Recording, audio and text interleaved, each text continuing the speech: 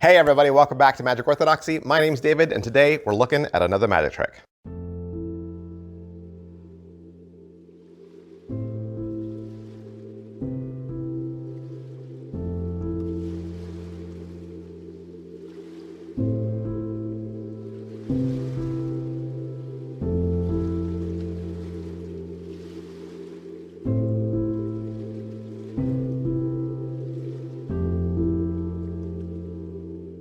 Welcome back to the channel. I'm glad you're here. I hope you're ready for another inside look at a magic trick. That's what I do. I unbox magic tricks, open them up, reveal everything to you, the good, the bad, what you're getting for your money so that you can make wise decisions. Today, we're gonna look at Spectro Touch from Joao Miranda and Pierre Velarde. All right, so what is Spectro Touch? It is a PK touch routine, right? It's PK touch. If you're not familiar with what PK touch is, there are several variations, lots of ways to do this on stage, all the way from no gimmicks to completely gimmicked. This trick is a completely gimmicked trick. Completely gimmicked trick. It's a remote trick that uses a remote. And what PK touch is, it's something that you can do either with a single spectator or with multiple spectators. And this trick would definitely work with a single spectator or two. You have one person that's the control, sometimes that's the magician. And then you have kind of like the victim, right? You have the guinea pig. And the person that's on stage, the spectator, they either have their eyes closed, or they have a blindfold, or they're just looking down and they're not looking at you, or you could be even standing behind them so that you're out of their line of sight. And you would just say, you know, when you feel me move my arm, you move your arm. And the audience can clearly see that the spectator can't see you in any way. And so when you raise your left arm, at the same moment, they raise theirs. And everyone's like, woo, because they're, you know, psychically linked. If you did this with two spectators, it'd be similar. You know, you'd have the two spectators standing apart from each other so they couldn't see each other. And you'd touch one spectator on the shoulder physically, and the audience would see that. And that person would raise their arm. But at the moment that they raise their arm, the person on the other side of the stage who can't see what's going on would also raise their arm. Pierre even does a really cool version of this trick where he uses shadow. So he literally doesn't touch the spectator, but the shadow behind on the wall looks elongated so that it looks like his shadow finger is touching him. And when the shadow touches the other shadow, the spectator raises their hand. Did you get that? Did you follow that whole shadow thing? All right, because I used the word shadow a couple of times. I just want to make sure you fully got that. Hey, let's look at this review. All right, so my reviews follow a very simple format. I always ask the same questions, and we start with what is in the box. What's in the box? You're gonna get a hard-shelled box. It's a nice box. You're gonna get the remote. You need that. You need the gimmick, and you're gonna get the USB charging cable, and you'll get a download code to a video that is roughly 27 minutes long. Is it what I thought? Man, there are so many different ways to do PK touch.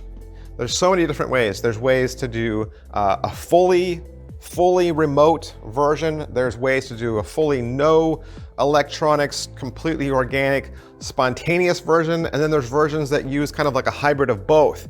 So I didn't know what to think with this. I knew it would be crazy. I knew it'd be awesome because I'd watched the trailer, but method-wise, I didn't know what to think. How are the angles? The angles are definitely for stage. Definitely for stage. There's a lot of things going on, and this is a stage effect. It's even priced as a stage effect. We'll get there, but you definitely don't want anyone on your sides. Definitely don't want anyone behind you, okay? This is a stage routine, parlor routine, okay? You need a controlled audience environment for this. All right, so what's the overall quality and production value of the video? It is well filmed, and you do have a microphone. The performer is against a gray background. As far as what they're gonna teach you, they're gonna go over what's in the box, how to charge and operate the unit. They'll talk about how to wear the unit. That's 10 minutes right there out of the 27. They'll talk about how to use the unit with a live spectator, and then he'll walk through his live performances step by step with narration, like a picture-in-picture reaction video. And this is a great thing. This is a great way to learn the trick because you're seeing it live, but then he's also giving you the commentary of what he's doing through the whole thing. And then he'll look at the shadow touch where the spectator rises out of the chair when they feel the shadow touch them. Is it well made? You have two devices, right? You have the device and you have the remote. and they're both well made. They're both electronic. They're both USB chargeable. They're both palmable. Okay, they're both palm sized. And because you're on stage and you have a controlled environment, the spectator blocks the audience view of the palm, so you don't have to worry about that. I will say that the device makes a very small, very faint click noise because it's electronic. But again, on stage, you would probably have music because otherwise this routine is kind of boring because it's not a lot of talking.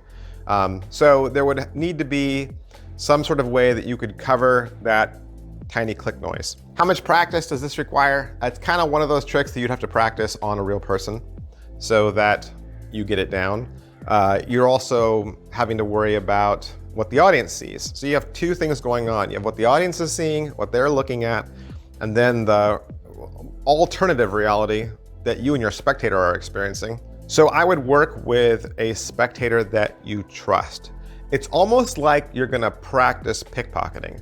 Like if you were gonna practice pickpocketing, you'd have to practice with a person who knew what was going on, right? And they would have to be fully honest with you about what they could feel. So think about it like that. You're gonna have to have somebody that's gonna be in on this to help you out. How much setup and reset is there? It's all done on stage, right? And really setup and reset, that question doesn't apply very easily to stage. Stage is a much different environment. And I don't know that stage magicians worry about setup or reset. There's typically no reset on stage effects. You do them once and you're done, right? So the setup is all done live in the moment. Positives. All right, so what are the positives?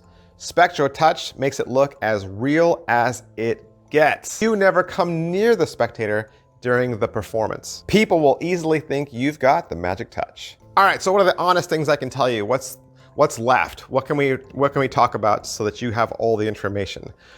Like I said, it's clearly a stage effect, right? This is clearly stage, clearly parlor. It's not gonna work for any magicians that work with people on their sides or behind them, or don't have some sort of way to mask the tiny little clicking noise that's heard, right? This is probably gonna work best with some sort of stage music that's going on in the background. I think if you're a mentalist and you wanna do this, surrounded, or you wanna do this in a street environment or an environment that maybe doesn't have a lot of ambient noise, as a mentalist, you probably wanna look at a PK touch that's more organic or that's more in the moment or that doesn't use gimmickry. And those PK touches are out there. And the other honest thing we need to know is that you need to be comfortable with loading and ditching and probably like physically, manhandling your spectator or touching your spectator on stage. You gotta be kind of upfront and direct and physical with them as well.